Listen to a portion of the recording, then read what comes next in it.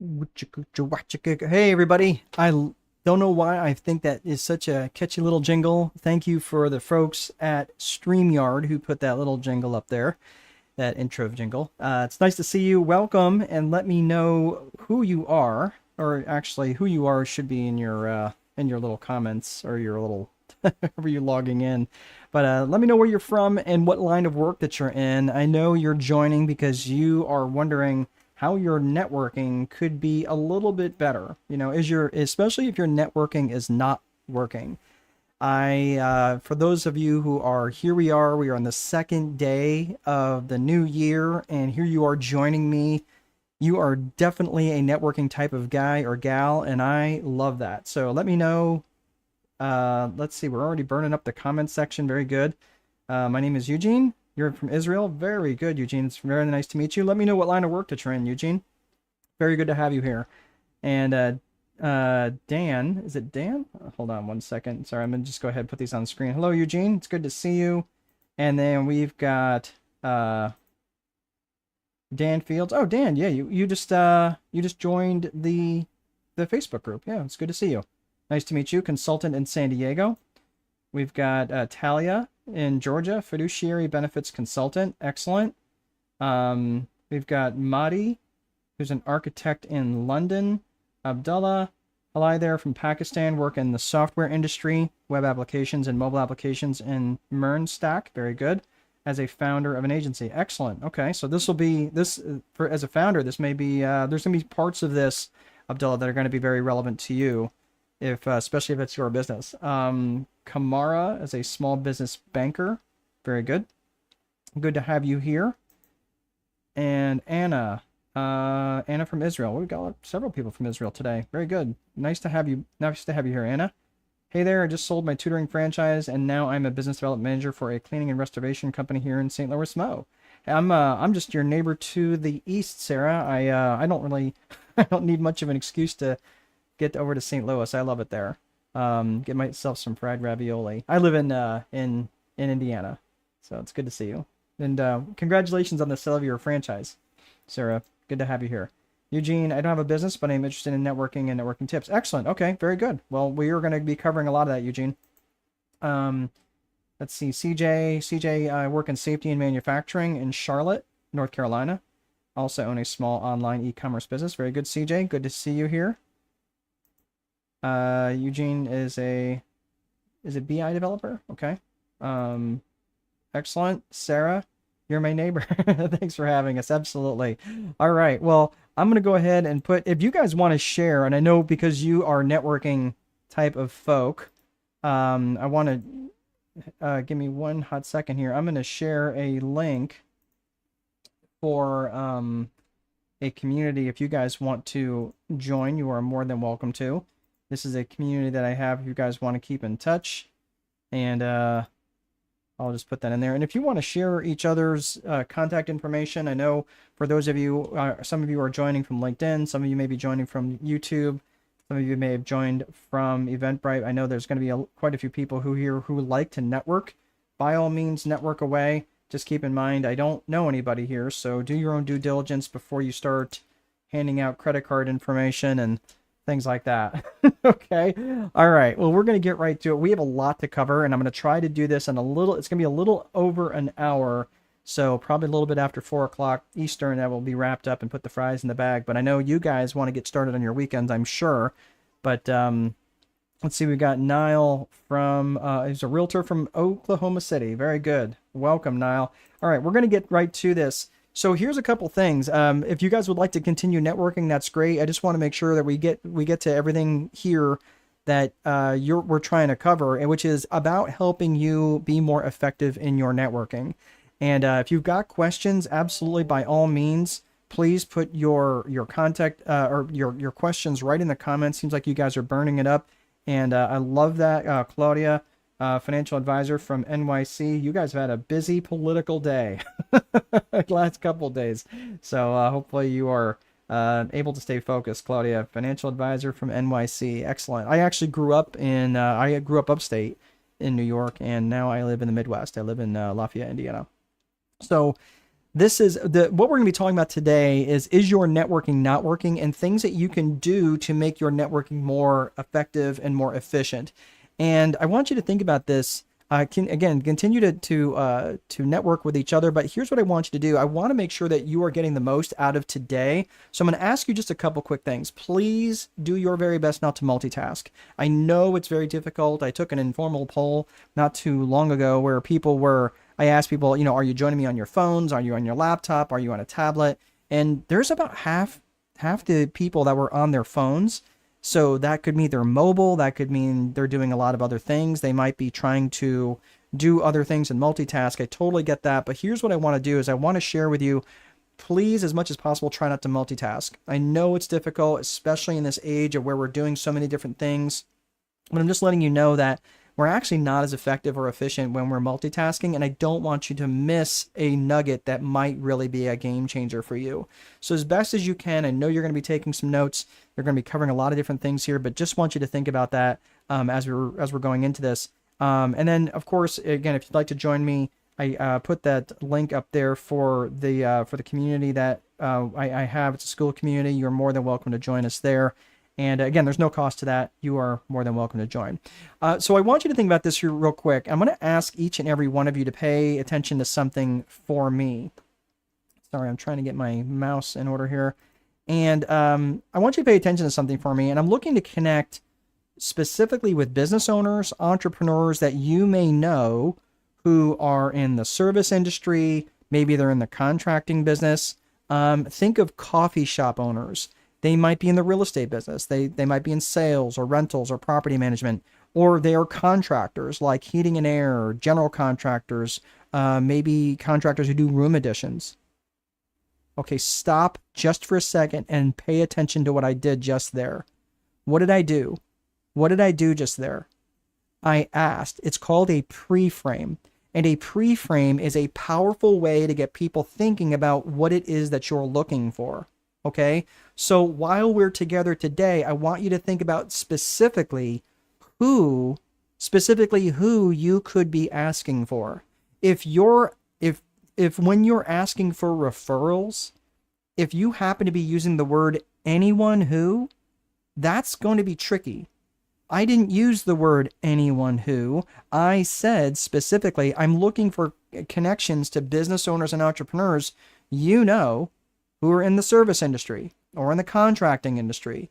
Think of coffee shop owners. They might be in the real estate business. They might be in sales or rentals or property management, but they might be contractors like heating and air or general contractors who do room additions, right? Notice the specificity there. And what that does is it ignites something in all of us called the reticular activating system. If I asked you to pay attention, hey, how many cars drove by you? You would be like, I don't know, right? Like, I mean, you're not even outside. But if I ask you how many blue cars just drove by you, now you're looking for blue cars.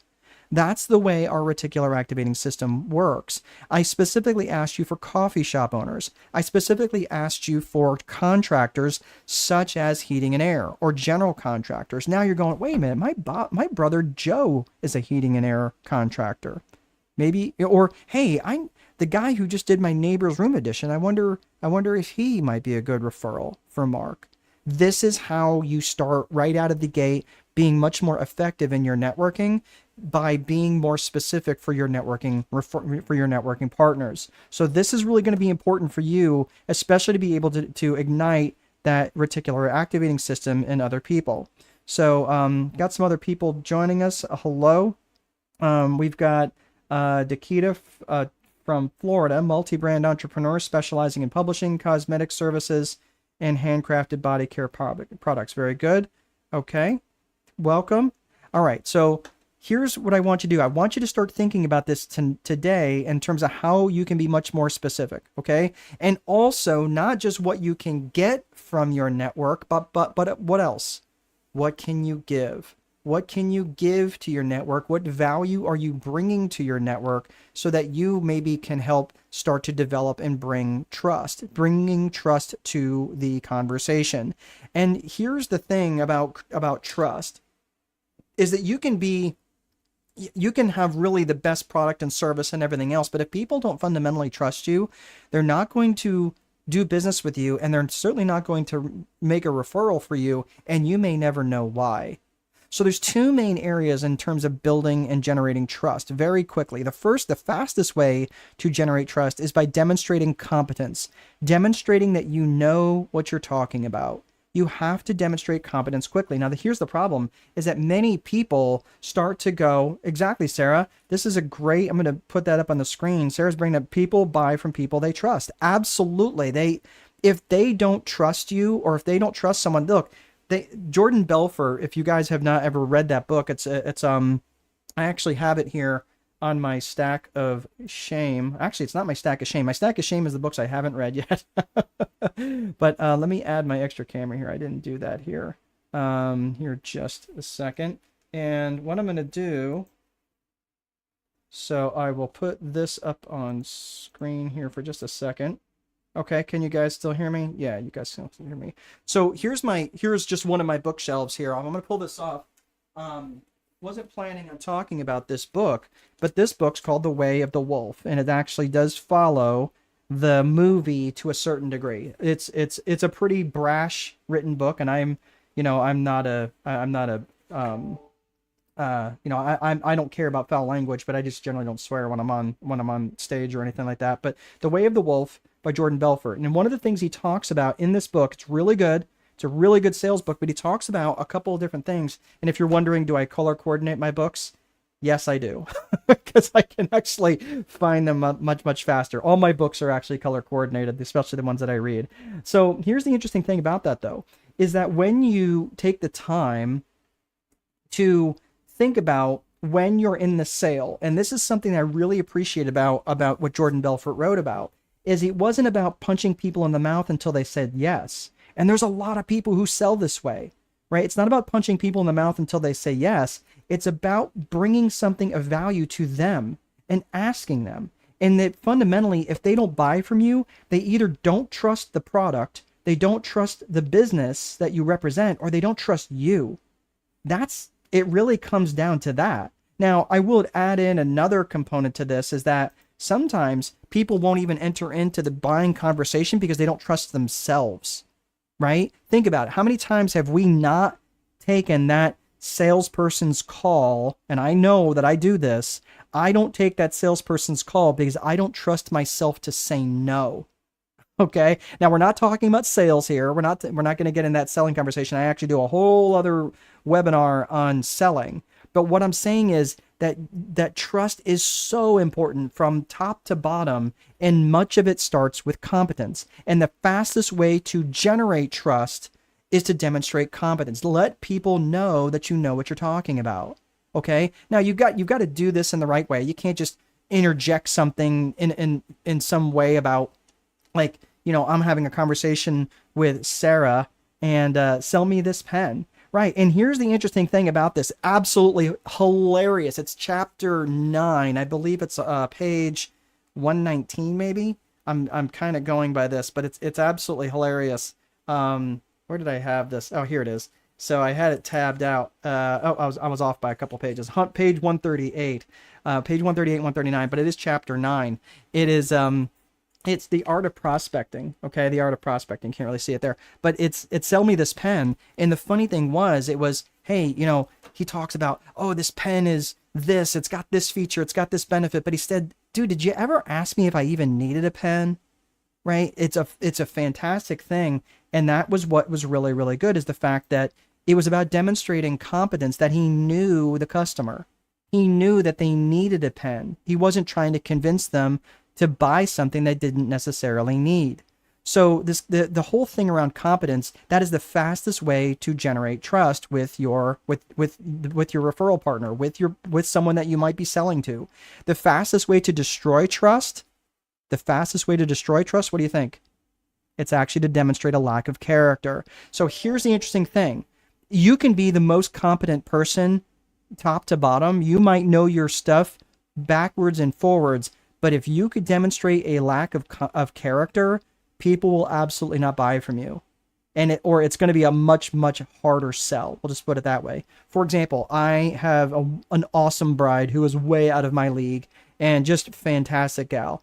And if I started talking about my girlfriend, like, hey, I got to rush off this, thing here. So I got to go, I got to have a date with my girlfriend. You're like, is he talking about the same person, or is he like being a super creep right now? Right. I don't have a girlfriend. I have my bride who I'm hopelessly in love with.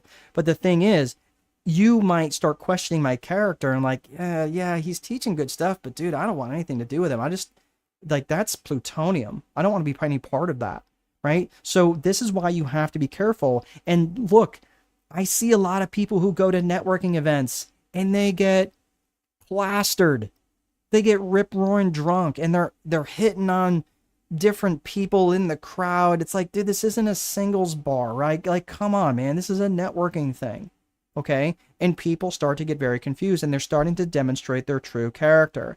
And this is where, again, and unfortunately, like this is where I see people, especially if they don't have a good relationship with alcohol. Like, I just generally don't drink at those sorts of things. Not because I have a bad relationship with alcohol. I just don't. I want to be on my A game, especially if someone's going to be bringing me a 6 or 7 figure business, right? Or a 6 or 7 figure client, right? That could be a game changer for me. And if I'm, 4 glasses of wine in, that's not going to bode well for me, right? My character might be coming into question, and I don't want that. And I generally have rules around drinking anyway. I don't generally drink unless it's Saturday and my wife is with me. If my bride's not with me, I generally don't drink. And I can't have anything going on the next day because, let's face it, I'm 53 and recovery time is just significantly longer. Right? That's what happens. Like when we're 18, we can digest plastic, and all of a sudden along the way, we just stop being able to do these things. So I'm just saying, like, these are the sorts of things, these are the sorts of rules that I have in place that are good for me. They don't necessarily be good for you, but I want you to think like that. I don't want my character ever being in question. So there's other areas, and I think these two things, this competence and character, are the fruits of the rest of the two trees that share a symbiotic root system. And the rest of the fruit that are developed from competence and character are caring, confidence, commitment, communication, and consistency. Again, have you ever heard the phrase, people don't care what people don't care what you know until they know how much you care? That's because there's caring trust. People need to know that you care, that you actually have caring more than just the simple transaction. Or are you confident in what you're saying? Again, if I came on here and said, well, I'm going to teach you just maybe a couple things that I know about networking. No, I was in BNI, which is Business Networking International. And if you're not familiar with it, it's a wonderful organization. I was in that organization for 14 years. Ivan Meisner's a friend of mine, and we're not super close, but he endorsed my first and my third book, and he was the founder of BNI. And I really, really appreciated what BNI did for me, and even what Ivan Meisner did for me. He was just a really, really good guy, and I have some really authentic relationships. And I'm not saying that to name drop. I'm saying that because I got so much more confidence in my business just because being around people like that. But again, if I came to you and said, well, yeah, maybe I could do a good job for you, I'm not really sure. I mean, I'll give it a try, though. You'll be like, dude, I'm not going to spend a lot of money with you trying to figure it out. Right? I want to know that you're confident that you could reasonably, assuredly solve my problems. Right? It's the same thing in networking. How committed are you? Like, how much commitment am I going to get from you? Am I going to get all of you or just some of you? Commitment, trust is a big deal. Communication. Not just how you communicate, but how often you communicate. That's a big deal. And I will tell you this, in case I don't make this point later, most networking people are horrific at following up. And again, what they do is they wind up, I cleaned my desk off for this, so I think I might have shot myself in the foot here, but I usually keep a stack of business cards. Oh, it's, I moved it over there.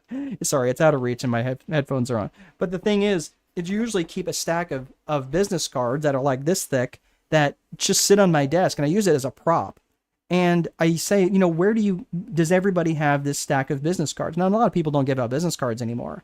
But the thing is that, like, where are these people even from? Do you even remember who these people are? And if you haven't followed up with people after your networking, chances are you're not going to follow up with them all, and you've just wasted everyone's time. So you have to be consistent in your communication. right? Which comes to the last part is consistency. How much are you, like, how consistent are you? Are you consistently late, right? That's not good. Like that really can erode people's trust. So this is really the 7 areas of trust. Let me just go back to make sure I'm hitting the comments section here. Let's see. We've got Anna, West Coast in Vancouver, into the U.S. Excellent. Kamara is saying true. Okay, and uncertainty. I'm not sure what you mean. Gave me. Let's see here. Anna is. Oh, I'm sorry. Anna is saying hello. University professor switching to private ventures, business owner, sports coach, writer, demographic specialist, and DIYer extraordinaire. Okay, it sounds like it. Sounds like you're hitting it all, Anna. Excellent. Very good. I'm not sure what you mean, Eugene, by uncertainty. So I apologize. Maybe you can be a little bit more clear. So here's the thing that is, I just want you to understand this, is that these 7 areas around trust, you may be lacking in one of these areas, and you have to, like, you can't, if you're lacking in any one of these areas, people may not trust you and you may not know why. And because they don't trust you in some of these areas, like I was consistently late everywhere I went for a really long period of time. And people still today, now I would like to say that I fixed that problem probably better than 15 years ago. Now, am I late? I might be late a couple minutes. Like I'm talking 2 to 3 minutes, right? But I'm not like 15, 20, 30 minutes like I was. And the thing was, because that was me at some period of time, I will always and forever be that in their mind. Oh, Mark, he's always late. Oh, no, I'm not. I worked hard to change that. And unfortunately, that I've poisoned the well for too many people because I was late too many times, right? Now, that's not me anymore, but that was me. So you've got to understand, like, sometimes you may have some real work to do to patch the trust. And sometimes it just isn't going to get fixed. And that's just something you're just going to have to move on from. So Eugene is saying, uncertainty is not good in networking and communications. Absolutely right. That's absolutely correct, Eugene. So you've got to make sure that you're consistent, you're confident, you're committed, you're demonstrating caring, all of those things. Okay. I just want you to, this is a phrase I heard a long time ago. The value of your net worth is directly related to the value of your network. And I would say this is so incredibly true. And it's something I experienced just fairly recently. There was someone who, I was looking to get a non-standardized loan for a part of my real estate portfolio that I hold. Most of my money comes in through real estate. And it was interesting because the type of loan that I was looking to get, I have lots of equity, but the cash flow on those particular properties wasn't great. But so I went to my network and I asked a couple of people that I know. I'm like, hey, who do you know that's kind of doing some, non-standardized lending? And because my bank isn't going to want to do the type of loan that I want. And this one guy says, his name's Walter, and Walter goes, oh, dude, I got 2 guys right out of the gate, right? Well, one of them can do exactly what I needed. The other guy wasn't the best fit, but I'm going to use him for something else later on. But the thing was, like, he instantly knew someone right away. Now I contacted several other people, but because my network was set up so well, I'm going to be able to access about $750,000 in equity pretty quickly, right? So it's pretty interesting that I was able to do that, and I'm going to pay off some other debt and move some other stuff around, but that's really what the value of that is. Otherwise, I never would have been able to have access to that. So I want you to start thinking about these things when you're starting to look at your network and really start referencing that in relation to your network. So let me just hit the agenda real fast. We've got a lot of things to cover still. So first and foremost, I'm going to hit the Viper framework, which is the methodology for anybody who is here, who is a business owner. I think you're going to respect and you're going to get a lot out of that. Then we're going to talk about the 4 core functions that every business has to have. We're going to specifically talk about lead generation, and then we're going to get into the actual networking and then some success strategies. So we got a lot more to cover here in the next roughly 45 minutes. So we're going to be talking about is a strategic approach to managing your life and your business. So if your networking is not working, and if you're a business owner, this next section here is going to be more relevant to you. But even if you're not a business owner, that's okay. I still want you to be paying attention to this because there's a couple elements in here that you might be lacking that really can help you and benefit you in terms of being more effective in your networking. Even if you're working for a bank, or you've got your work doing work for someone else, this is something that is going to absolutely help you out. So let's get to it. The Viper framework, and just to let you know, it's actually what I've written about in the Time Wealthy Advantage, which is this book back here if you're looking at the screen. Not here to promote that or sell that. If you want to get access to it, you can find it on Amazon. If you're outside of the U.S., if you're inside the U.S., you can go to strategicboardroom.com. But again, the reason I'm bringing that up is because this is where the Viper framework comes. Where I wrote about the Viper framework. It's in that book. So the Viper method is an acronym for vision, infrastructure, process, execution, and reporting. Okay, I'll let you take some notes on that. So, vision, infrastructure, process, execution, and reporting. This is want you to understand that this is a top-down approach to organizing your life and your business, especially if you are a business owner. So again, it organizes your life and your business, and you're going to see how here in just a hot second. Vision is where it all starts. Again, it says top down. So vision is where it starts, and vision has two components. It is comprised of both personal vision and of business vision. Personal vision is just basically when you start to think about, all right, what does your life look like from a day-to-day perspective if it wasn't defined by income generation? Think about that for a hot second. Think about, okay, if I really didn't have to worry about income, right? Not that I'm this super baller, or even if you did, let's say you woke up with 30 million pounds or 30 million euro or $30 million in your bank account tomorrow. Okay, fine, go buy the stuff that you want. But in most countries, that's not going to be a lot of money. Right? Like, you're not going to be set for life. You're still going to have to be a good steward of that money, even though you may still, you may change your standard of living a little bit. But if you change it too much, you're going to be back right where you were in within a few years. That's like lottery winners. Usually, statistically, I think it's close to 75 or 80% of them are back where they were or worse off within 5 years because they didn't understand how to be good stewards of their money. So I just want you to think about this from a personal vision perspective. And personal vision is going to ask you a very simple question. Where do you want to go? Where do you want to go? What do you want your life to look like if it wasn't defined by income generation? Like, what do you want your relationships to look like? What do you want your relationship with your spouses to look like, right? Like, or your children or your friends or your family, right? That's what personal vision does. Business vision, on the other hand, asks you, okay, cool, that's where you want to go. That's what you've defined. Now, how are we going to get there? That's what business vision does. And the interesting thing, as I want you to consider their personal vision, right? And I hear this a lot, especially from younger folks, like, yeah, let me make 50 grand a month and then I'll worry about that better life thing. Well, what's interesting is I've sat in many masterminds and conferences with people who are doing pretty well, like keeping 6 to 7 figures per month. I mean, I'm talking about not revenue. That's what they're making. 6 to 7 figures per month, and they're miserable. And they're absolutely miserable because they've never figured out how to define that personal vision component. Because the reality is this, the danger in creating a business vision before you create a personal vision is that you end up creating a life that exists to serve the business. So I want you to take a hot second and think about what you would like. What are just some things you look forward to? What would you want what does your relationships look like? What's your vision for your marriage? What's your vision for your children? What's your vision for your relationship with your friends, your God? Like the things that truly matter to you. Take the time and actually define it. And this is a great time of year to do that, especially in the beginning of the year. So on the other side of this, let's get to the business vision side of things. The business vision is defined with 3 C's. The business vision is defined with core purpose, core values, and client avatar. Core purpose, core values, and client avatar.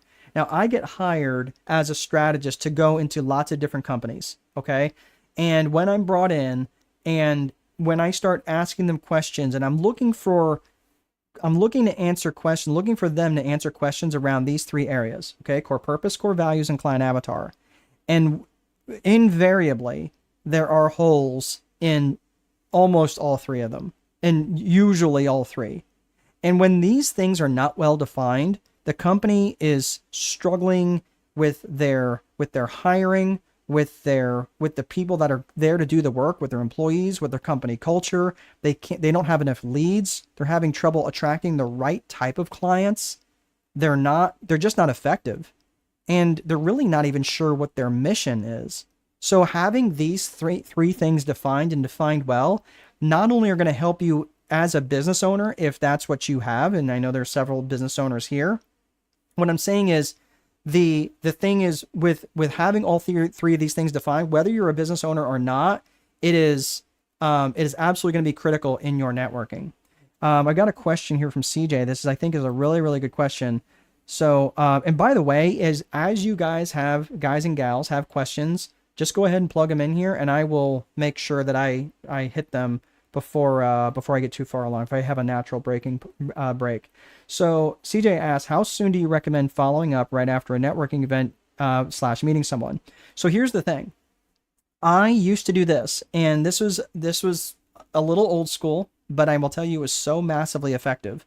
What I used to do is, back in the day when someone would hand me a card, let's say I was at a networking event, and at the networking event, someone would say to me, okay, hey, are you, like, hey, here's your card, blah, blah, blah. I would carry with me in my vehicle a stack of note cards, with envelopes, and you can buy them at a local Walgreens or, wherever, Five and Dime, wherever you shop.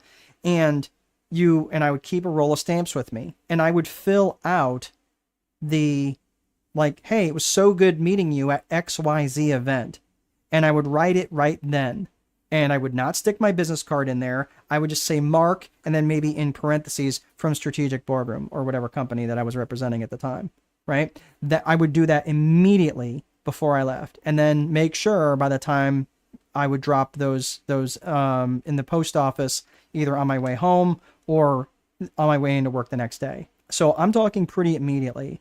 I would say at a minimum, you need to be contacting these people again within the next day, and I would say next business day, fine. If it's Friday and you send it on Monday, but I like getting that stuff sent out immediately. So you can even schedule it, type it out. Hey, it was so great meeting you. And again, what I'll do, I'm going to go off a little off script here, but what I would do, I don't have, oh, here it is. So I usually keep, I don't know if you can see, in fact, I'm just going to hold this up here. So I carry one of these generally right here in my jacket, right? So I've got a pretty good size, right? So I got my business cards here, right? Nice and thick. And I would have my pen. So CJ, if you handed me this card, for example, I'm going to pull this out. What do you think I'm going to do with this? Right? I'm going to take and I'm going to write, hey, is it okay if I ask if I write on this? It's important that you ask them, especially in different cultures. And I've got lots of, those of you who know, like we've got several people from Israel here. We've got several people from the UK. If you're networking, there are different cultures that view business cards very differently. So I always will ask for permission before I write on their card. So I might say, hey, is it okay if I write in your card? You're like, oh, absolutely, right? In Japan, it's a big deal. It's actually very offensive, from what I've heard, right, to write on their card. So you always ask. So I'd say, okay, cool. CJ, right? So I might say the context in which we met. So I'm putting the month. So I'm putting January 26, right? January 26. So month and year. The day isn't really all that relevant unless you're literally networking every single day. But even then, it's really not that relevant. But it gives me a context in terms of where I'm meeting. And then I'm going to write networking, online networking thing, right? So online networking. So now I have the context and how we met. And then if we were talking about, spider monkeys, it's because it's a weird thing. I'm right. Well, spider monkeys. That's going to give me something that's going to remind me who you are. Oh, that was the dude who was talking about spider monkeys. That was hilarious, right? And that's it.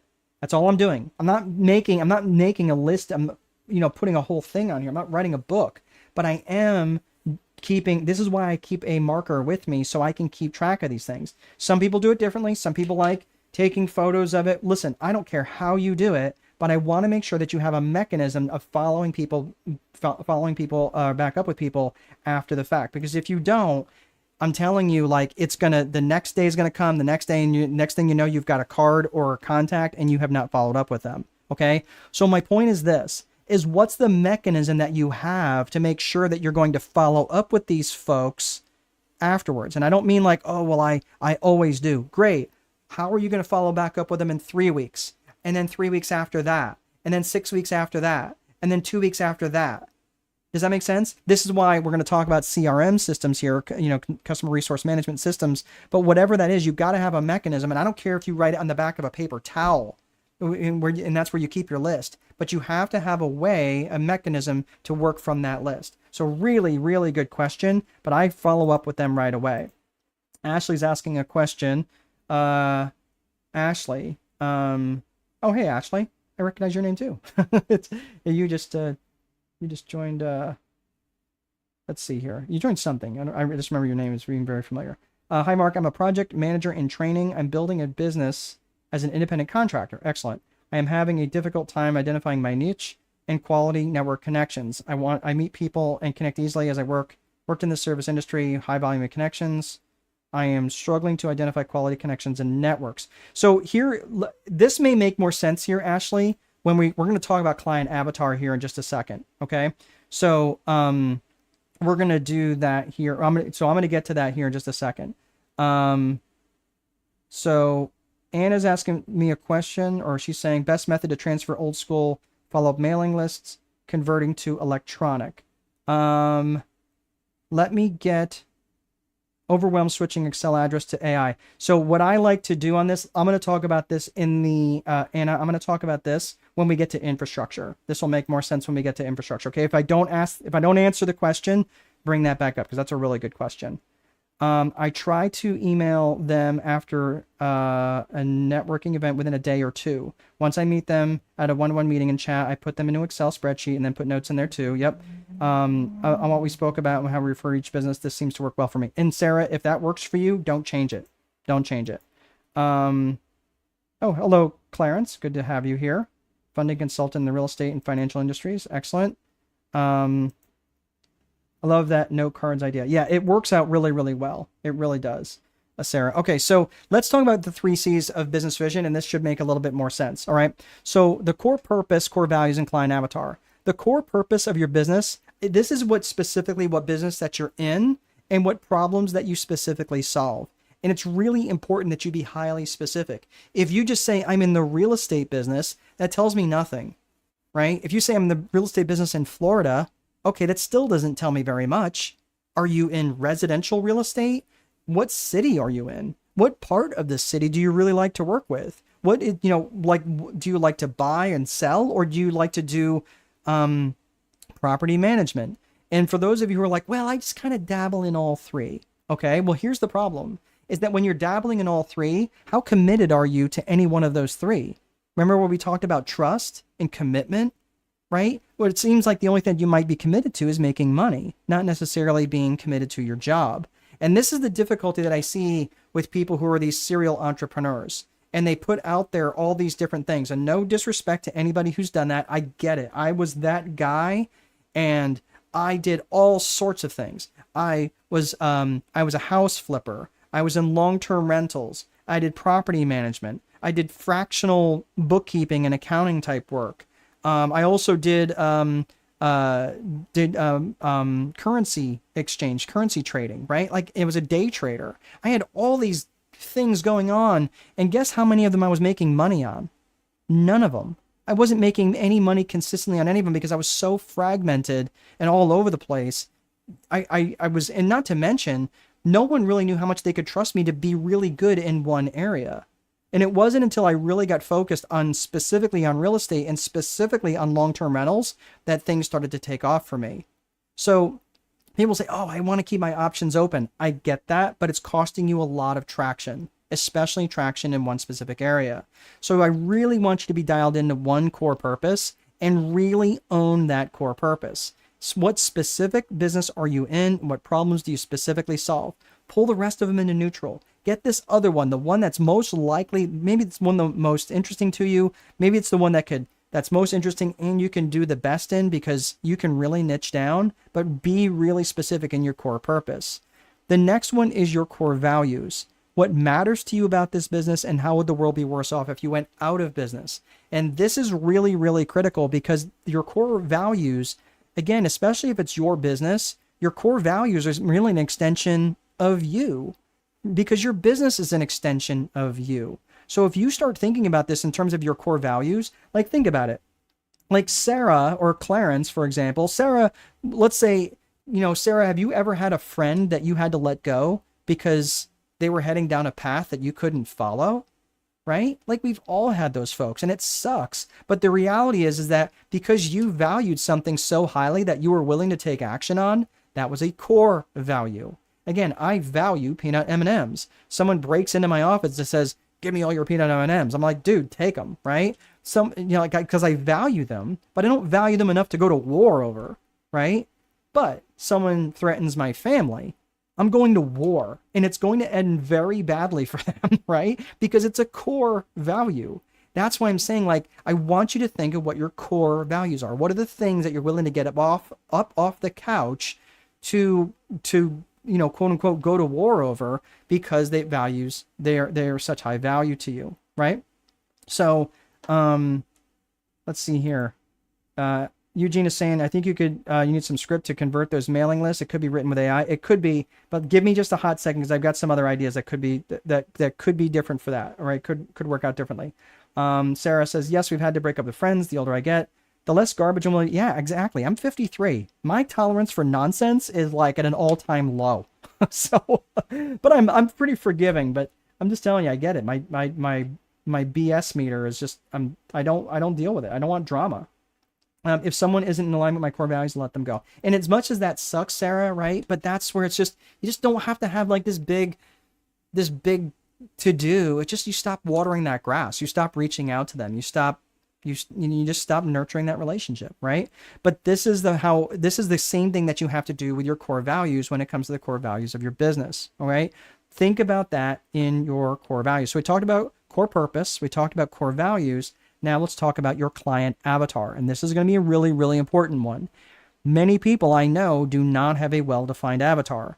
Who specifically and ideally do you want to serve? Who specifically and ideally do you want to serve? That's going to be really important to consider when you are coming up with your client avatar. And these are the people who you, again, this could be an individual person, or it could be a couple.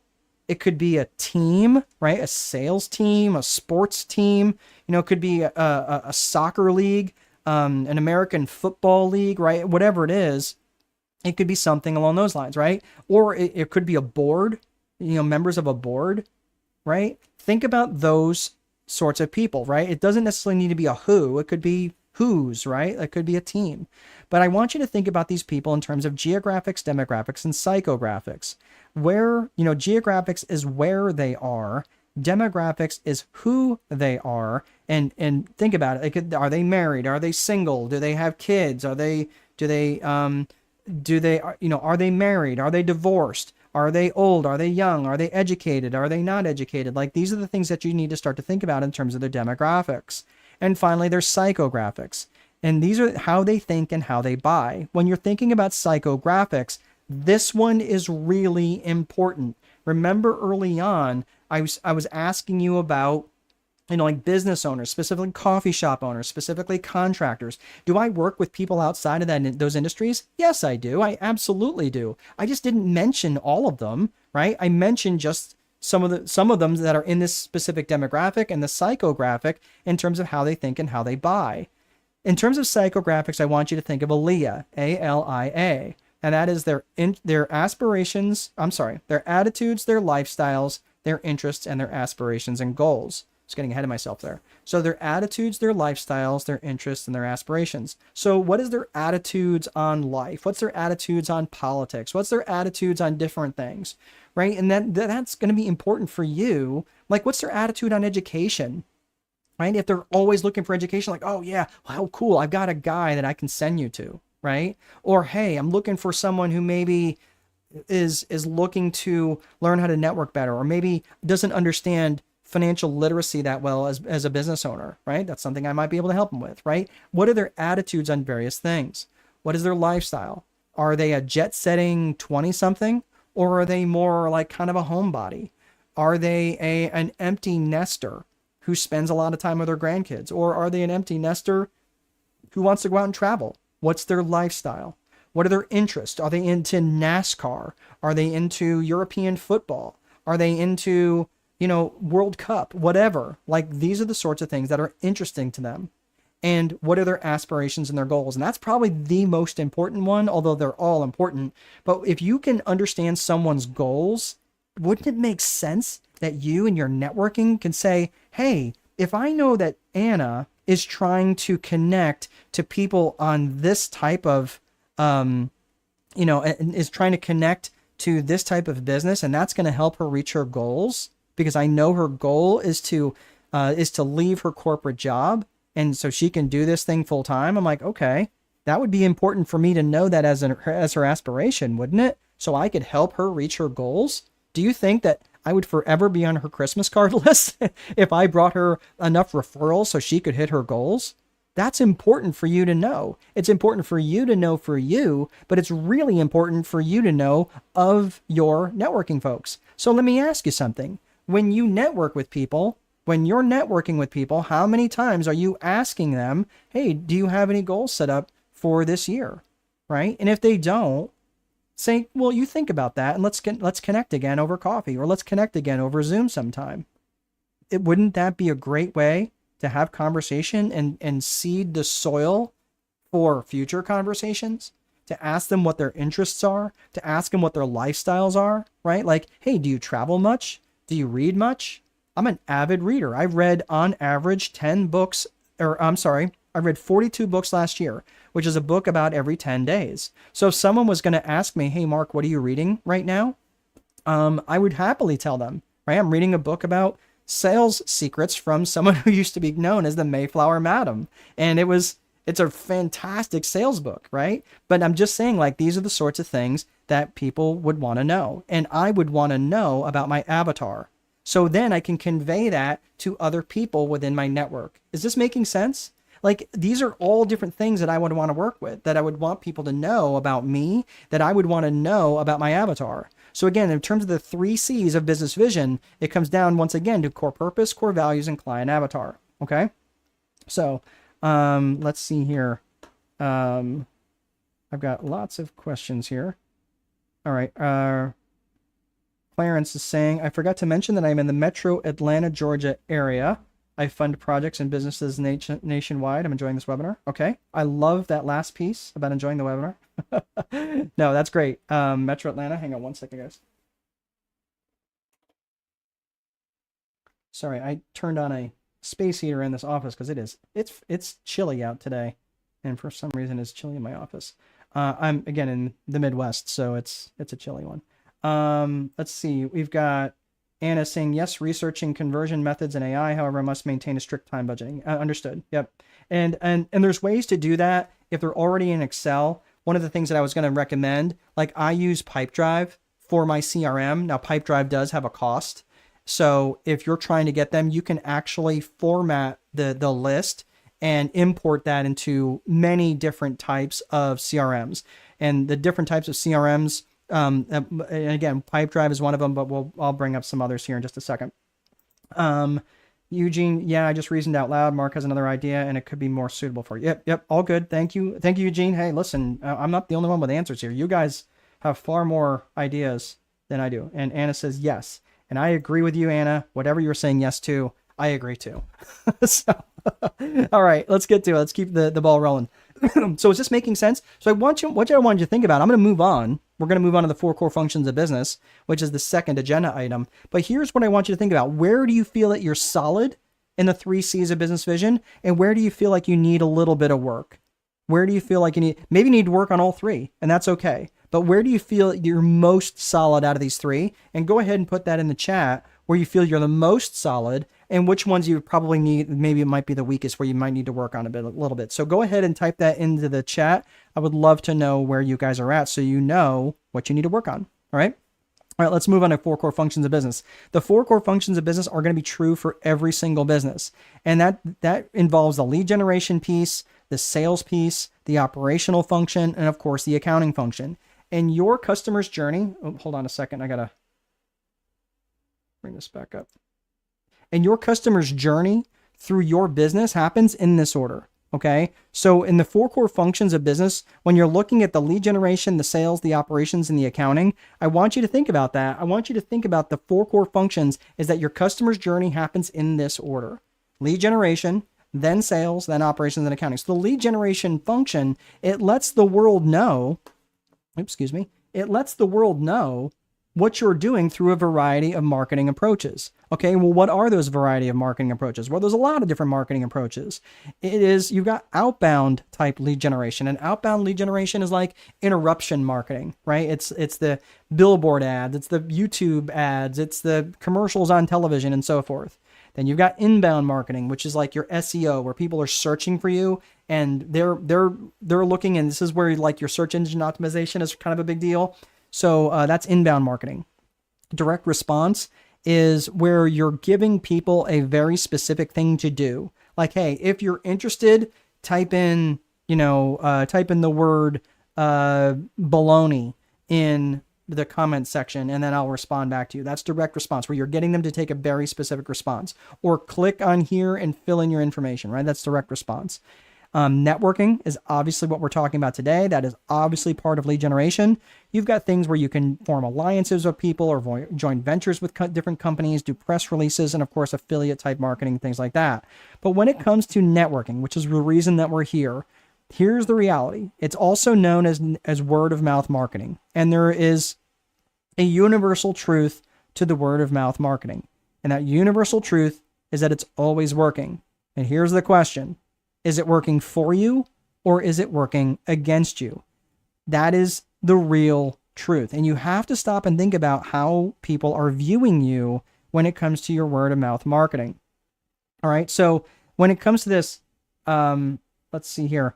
The new gold rush is for attention. So if your networking is not working, I want you to start to think about this, that networking has to be part of an overall strategy of owning the mental real estate of other people. I don't mind networking being part of a strategy. So let me just say this. I don't mind networking being part of a strategy.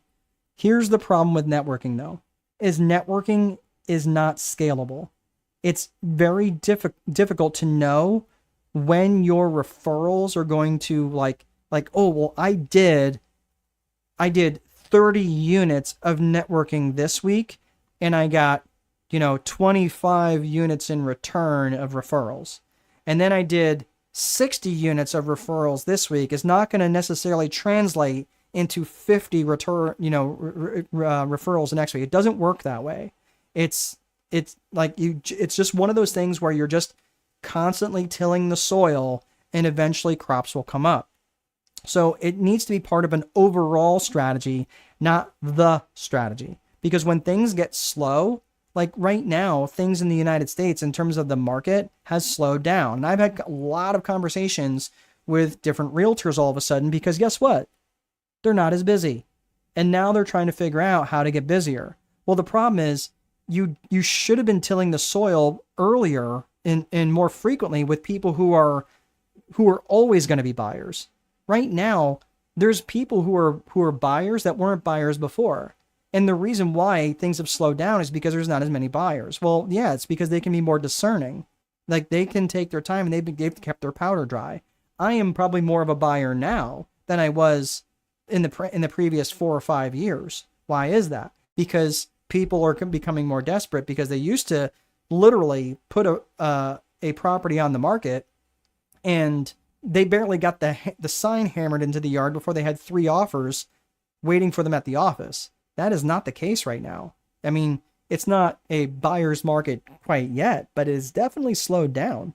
And that's very true in a lot of different markets. And I work with a lot of different people in the real estate world, and that is very true. So when I say it's part of an overall strategy of owning the mental real estate, this is the other side of the equation when I was talking about not getting too bogged down in the, or too fragmented rather, in too many different areas. If you're like, oh, well, I sell insurance and I sell cars and I also sell, essential oils on the weekends. Like it's very fragmented and people don't know what they can trust. And that's like, well, what mental real estate are you owning of those people that are in your tribe, that are in your circle? So this is where it comes down. You have to recognize that referral based marketing and networking is part of overall that strategy. So you have to figure out how do you do this. So first and foremost, this is something that I learned in the BNI world, and it's called the VCP process, is that a lot of times you have to recognize that people, when you first get into someone's purview, like right now, if I were to ask all of you right now for a referral, not for a sale, but you to refer someone to me, I would probably suspect that I wouldn't get very many. You know why? Like in the very beginning, I asked you for referrals. Guess what? Not one of you was willing to send me one. You know why? Because I was barely visible to you. I was barely visible. I haven't even had an opportunity to really demonstrate any credibility, right? Or any competence whatsoever. You didn't trust me. You wouldn't have no reason to trust me. So unless of course you've seen me before, but even then, right, I didn't have enough credibility. Okay. Too many people try to go from visibility to profitability way too fast. So again, the whole concept here is, if your networking is not working, are you trying to sell to your network? Do you understand what I mean? Like, it would be like if I'm trying to say like, oh, cool, Anna is messaging a lot. Hey, Anna, do you want to buy my stuff? Clarence, do you want to buy my book? Ashley, Kamara, do you want to buy some coaching from me or work with me as a consultant? No, I'm trying to sell too quickly. And I will tell you this, and I know this is going to sound a little sexist, and it's not meant to be. It's just what I have seen overall. And this is also based on data, is that women tend to be a little bit more relational. Men tend to be more transactional, where they can go through the VCP process a little faster than women. And it's not always the case, but I'm just saying generally that is the case. Women tend to say, dude, slow up a little bit. Like let me get to know you a second, right? Men will tend to be very transactional. They can go, oh, you have a widget and I have dollars. Let me give you the dollars and I'll take the widget, right? Like that tends to be the case, but that's not always the case. There are plenty of women who are transactional and plenty of men who are more relational. I tend to be more relational. I want to know people a little bit better. Okay. But this is what I'm saying. Like if for people who try to skip the visibility, going straight to profitability, all that creates is irritability. So I want you to remember that it does take time to develop that credibility, but it also takes in recognizing that you're not selling to your network. Yes, you might end up doing business with your network, but you want to tee this up where you can say, okay, like, hey, like, I'm not necessarily selling to you, but this is the type of client that I'm working with, right? And sometimes that does work with you. That could be you, right? Great presence, right? Hold on a second. Here we go. Ashley says, I think of business like a buffet. If a buffet has all different kinds of dishes, then nothing is going to be truly great. In comparison, a restaurant that specializes in a specific dish will get better and more popular. That is, I love that analogy. That is so incredibly true. And Anna agrees. Kamara says, oh, I got it. Do not sell to your network. Okay, right. So it's not that you can't sell to your network, because your network will buy from you. And that's also how you demonstrate your competence, right? But you can't, like, if you're going into a networking event trying to sell people in the room, you're going to be known as that person. Oh, there's that guy, right? Like, don't make eye contact, right? That's not what you want to be known for. You want people to go, oh my gosh, they always listen to me. Again, it goes back to, one of my favorite books, this one here, Dale Carnegie, right? For those of you who know, How to Win Friends and Influence People. Fantastic book. And it's, again, if you want to be interesting to people, be interested. Ask them questions and then listen. And ask them more questions and say, oh, that's really interesting. What got you into this line of work? Right? Hey, tell me something, Kamara. If you were going to change something about your industry, what would be one thing that you would love to change about your industry? And then you listen. And guess what? If Kamara is talking about her industry, things that she dislikes, it's probably a struggle she's having in her own business. And you might now understand one of her goals, right? Does that make sense? If you were to ask her and say, well, what type of client would be a good referral for you? Like, who would be someone that you would really enjoy to work with, right? Or tell me, I don't understand, how does your business make money? Like, how does that work? People love to talk about their business. They love to talk about clients that they've helped and how they can truly help people. Like, people love that, especially avid networkers. And you guys are a chatty bunch, right? So, you sell, that's a great takeaway for me. Okay, I'm not sure which one, but I just want you to think about this. So when you start to ask them, like, hey, what got you into this line of work to begin with? What are some things, again, that you could, again, what are some problems that you solve for some people? Like, you can start to ask and be really interested in what they say. And that's what Dale Carnegie talked about, is if you want to be interesting to people, be interested. Let them talk. And you would be surprised at how much more effective in your networking you're going to be. But this is the other thing is again, when you get back to and if I was to ask 5 people that are closest to you, what is it you do? And if they came up with 5 different answers, that's not their problem. That's your fault. Because like right now, I asked my son, what is it you think that I do? And he's like, well, you're an author. I'm like, yeah. Do you think I only write books though? And he's like, well, no. Now, granted, he's 17, but he's like, no, you talk to people a lot. I'm like, well, yeah. Right. And my son's like horrible at describing things to begin with. But he eventually got to the point that he's like, well, you kind of coach people, right? I'm like, yeah, that's fair enough. Right. But overall, I'm a strategist, right? So do I use the tools of a coach? Sure. Do I write books? Absolutely. Right. But it's all for the purpose of educating and applying strategy to that education. I bring them to the classroom and then I move them into the boardroom. And when we're in the boardroom, we apply strategy, and that's what we do, right? And sometimes when they're in crisis, we move to the war room, and the war room is like, okay, like we're not being nice now. Like all hands on deck. We're not, niceties sometimes have to go out the window, and we've got to do some really dirty things. Not dirty, unethical, but like cutting all the fluff, that sort of stuff, right? That's what I'm talking about. So I just want you to think about that. If I were to ask the 5 people closest to you, right, in terms of you're in a networking situation, what is it that you do? That might give you an indication that you're way too fragmented. All right. So again, it comes back to owning their mental real estate. And it's also really, really important that you be divisive and take a stand on what you have to do. And again, it's really easy to think of politics, especially American politics right now, which is a complete disaster. But hear me out. If you have to stand for something, which means you will exclude some people, and that is okay. Because again, when your marketing is magnetic marketing means that you're going to attract, but it also means that you don't attract everything. If I put, a magnet over some coins, most coins are not made out of non-ferrous metals. Fair enough? So they're not going to be magnetic. They're not going to attract coins, right? They're not going to attract copper. They're not going to attract silver or gold, right? But the thing is, magnets also don't attract everything, but they also repel. So you got to think about that in terms of being magnetic. Is sometimes you're going to attract some people, sometimes you're not going to attract people at all, and sometimes you're going to repel people. And that's okay, because you don't need thousands probably to change your life. You probably only need a few hundred, maybe even only a few dozen, right? So we got some questions in here. Let's see here. Sarah, I presented on a global team call for corporate with Tutor Doctor before I sold it. And I spoke about what I called networking glitter.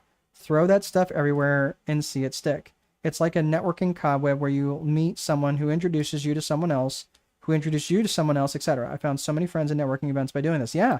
And I don't have a problem casting a wide net when it comes to my network, but I am a little bit more discerning in terms of who I will spend time networking with, right? Like, I don't necessarily want to go networking at the diner at 3 a.m. if that's not my avatar, right? Because generally you're going to get a lot of drunk people and people who've vomited all over themselves. So again, I probably would be a little discerning, but again, in terms of you, Sarah, I mean, if wherever your avatar happens to land, again, or wherever they exist, I wouldn't have a problem with casting a wider net, right? Anna says, I'm a physicist. Oh, Okay. Well, that is pretty specific. That's impressive. Okay. Just finished exams on electromagnetic. Okay, so I'm truly hitting a nerve for you. All right, very good. But again, this is again about being absolutely magnetic and really truly attracting the people you want to work with. And the other thing about this is I want you to ask for the referrals. Look, notice what I did from the very beginning. What did I do from the very beginning of this call?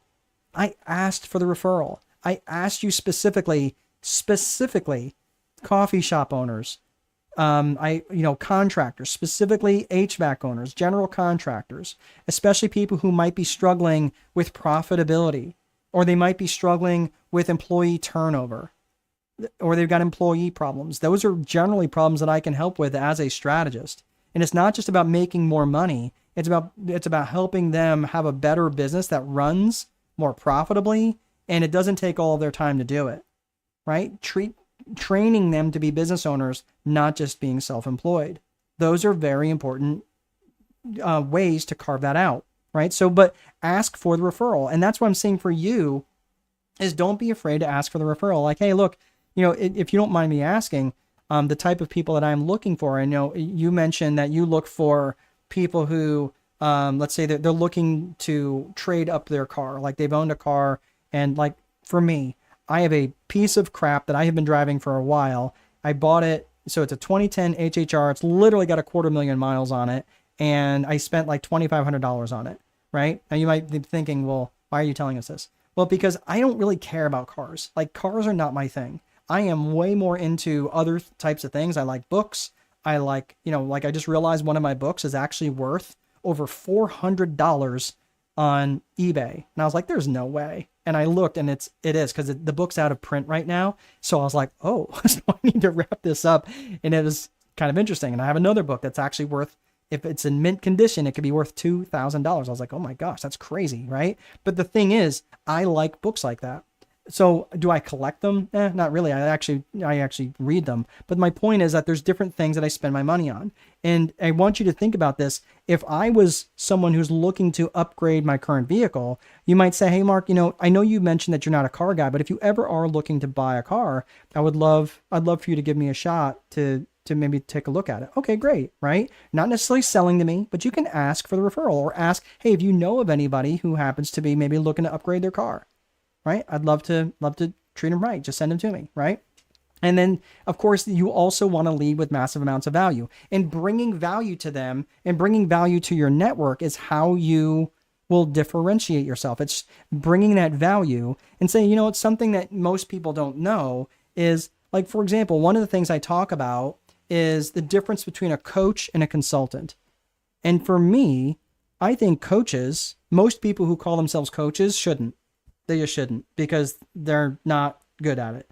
And it's not that they don't give good advice, but in my world, I think a coach very specifically holds other people accountable. Has anybody ever been in a sports team, like maybe in school or anything along those lines? I'll tell you what, if you didn't show up for practice, the next day, just plan on running a lot until they get tired. That's generally what you would be told, right? And well, that's what I'm saying. Like a coach would hold you accountable. If you didn't show up, you would get a phone call. If you haven't been doing your work, you would be held accountable, right? And it's saying, yes, that's exactly right. Like this is what a lot of coaches, I feel, and if you're a coach, I'm not trying to call you out. I'm just saying there's a lot of people who don't do this. And if you actually hold people accountable and just say, well, they didn't show up, I guess that's just the way it is. No, you call them, you blow them up, you call them, you text them, you call them again, you send them an email, you mail them something in the mail. You don't give up on them because they need you to show up for them when they're not showing up for themselves. So I just wanted you to think like this is how you could lead with massive amounts of value, and demonstrate that in your competence as a coach. Demonstrate knowledge that someone else may not know and show back up for them when they're not expecting you to. That's how you deliver lots of value. And when you know these people well, and when you know the people in your network well, you're going to be like, oh, that's the guy who really likes caramels, right? And oh, I saw a box of caramels. Maybe I'll buy them. They're maybe a couple bucks or a couple euros. I'm going to go ahead and buy them. And next time I see them at the next networking event, I'm going to bring them to them.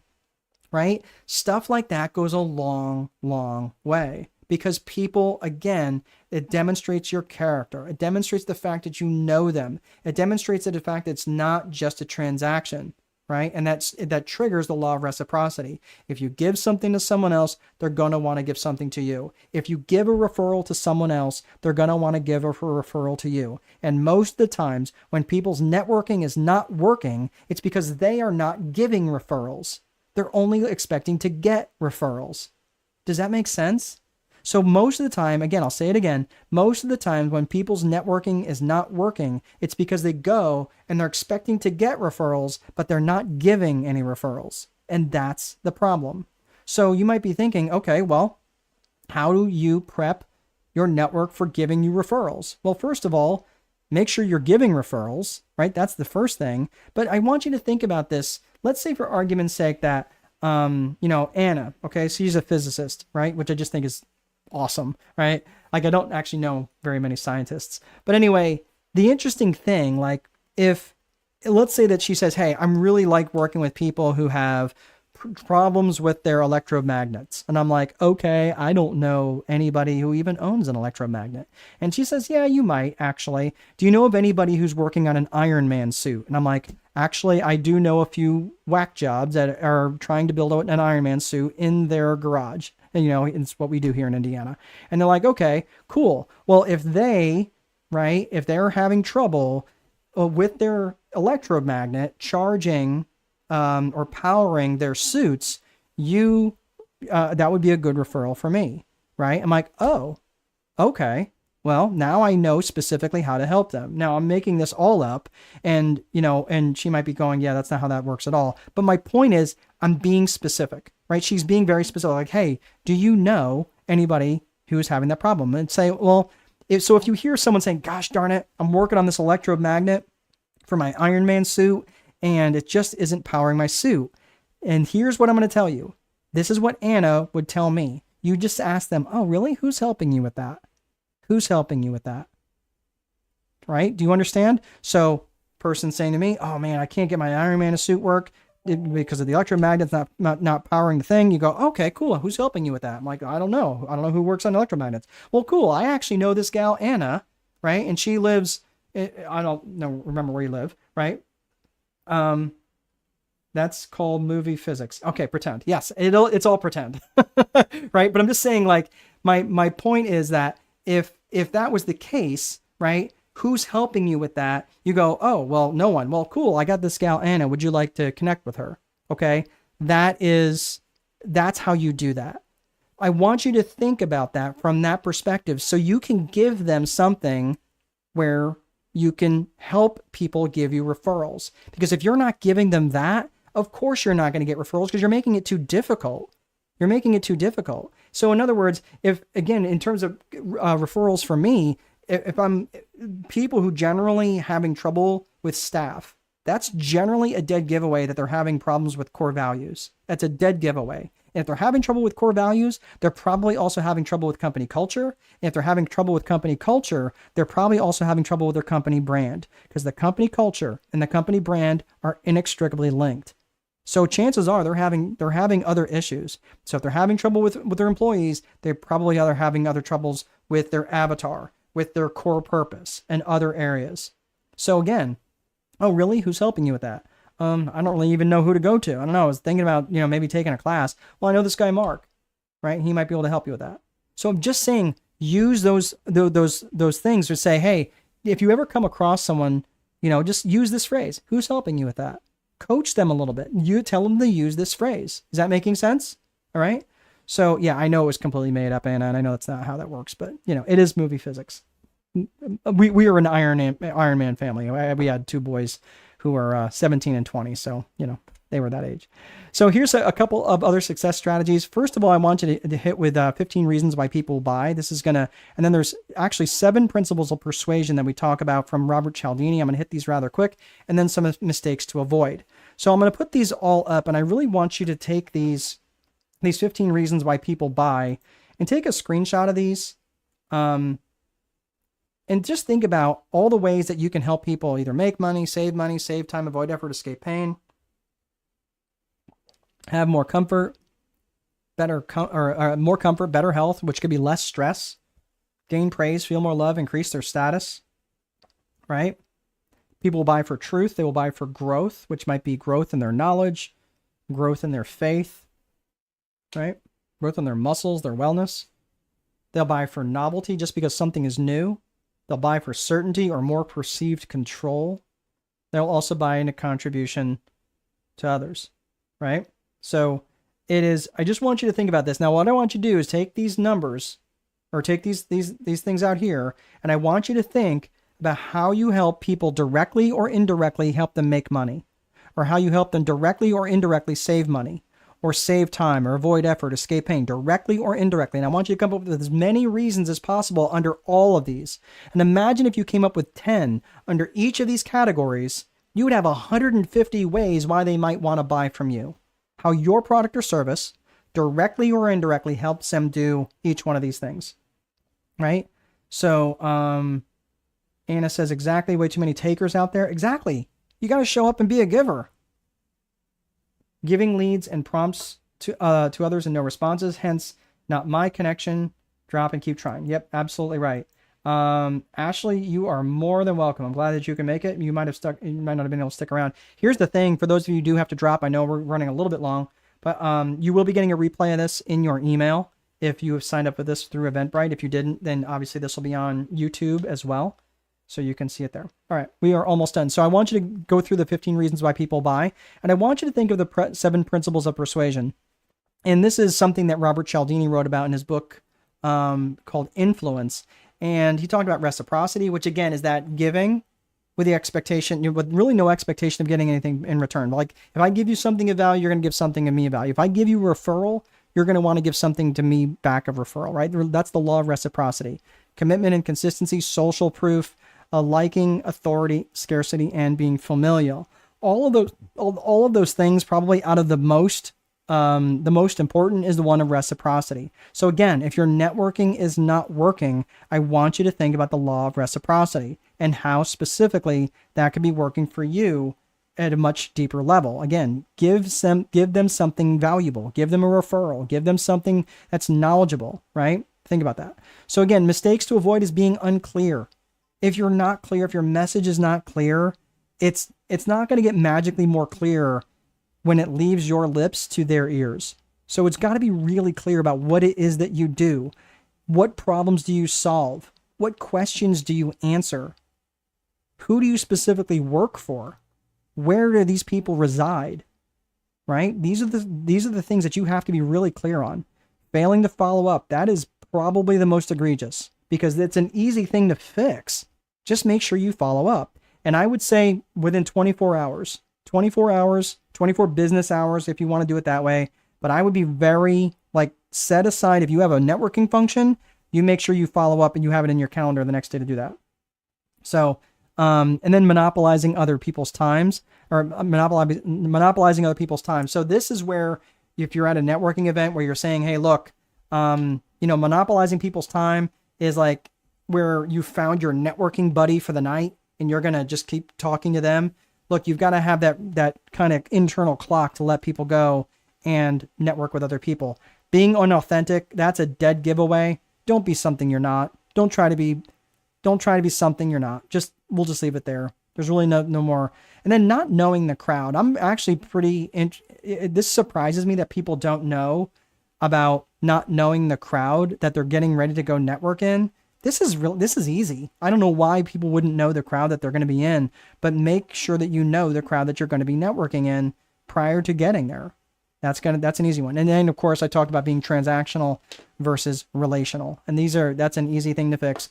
Don't try to go to transactional too quickly, where again, this is the VCP process: visibility, credibility, and then profitability. Make sure you're taking the time. And who determines that? Who determines when they're ready? It's just the nature of the transaction. So don't be too quick to be transactional. Get to trust as quickly as possible. Remember what we talked about is the fastest way to create trust is to demonstrate competence. And the fastest way to destroy trust is to demonstrate a lack of character. We're going to wrap up with this little funny story here. I'll put the fries in the bag. You are more than welcome, Eugene. I'm glad that this was helpful for you. Kamara, very good. I'm glad that you got some takeaways from this. So this, if you see this photo here, I'm gonna take myself down. But this photo here is actually a photo of a bank robber, and this guy, MacArthur Wheeler and Clifton Johnson, robbed two banks at gunpoint with no attempts to disguise themselves. Like this was back in 1995. And the interesting thing is they covered themselves in, of all things, lemon juice. And they believed that the lemon juice would make them invisible. I am not making this up. So the interesting thing about this is that it made these two researchers stop and think, wait a minute, this can't be true. So what they did, these two researchers, Dunning and Kruger, they looked at the relationship of competence to confidence. And they realized that down in the bottom, they started the bottom left, and you've got the competence scale on the bottom, it goes from left to right, and then your confidence goes up. Well, when you start out in an endeavor, your confidence spikes up really quickly. Like, how hard could it be, right? It couldn't be that hard, right? And it spikes up very quickly until you get to the peak of Mount Stupid, okay? And now what happens here is it peaks pretty quickly. And all of a sudden you realize, oh, wait a minute, I don't know what I don't know. And it starts to come crashing down pretty fast as you learn more and you get into the valley of despair. So when you get into the valley of despair, this is where you start to realize you know what you don't know, but you start to wonder, do I really want to put in the work to really learn what I don't know? And that's where people, if they stay on it and they stay and build their knowledge and they start climbing up that slope of enlightenment, that's where they'll get eventually to the plateau of sustainability because they've worked and increased their levels of competence. So this is where I'd like to invite you guys, if, it's about having a support system. And I have a support system on School. You can go to this website right here. And it's also there at the bottom of that graphic there. I'll also go ahead and put this in the comment section. But really, I'd love to hear from you guys. If you have any last minute questions, I'll stay on here for another minute or so while I copy this. But if you'd like to put anything in there, any questions? All right, there is that. Okay, you guys can click on that. That will take you directly into the classroom. There's no charge for that as of right now. I may change that in the future, but right now there is no charge to join that community. And again, you can network in there. You can communicate back and forth. I put some content in there that is helpful. But again, there's a paid part of it. But right now, I don't have any intention of shutting that down right away. There'll be I'll keep that free for a little bit. All right, everybody, that's all I have. I don't see any other comments. Thank you so very much for sticking around. I know we went a little long, but thanks again for being here. Happy New Year to all of you. I hope you found this helpful, and I hope you've gotten some good takeaways to make your networking far more effective. All right, Anna, you are more than welcome. Found School a few months ago. On my flowchart. Okay, very good. Excellent.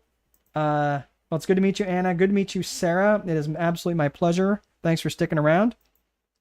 All right, everybody. Have a great rest of your day. We'll see you next time, and we'll see you in the boardroom.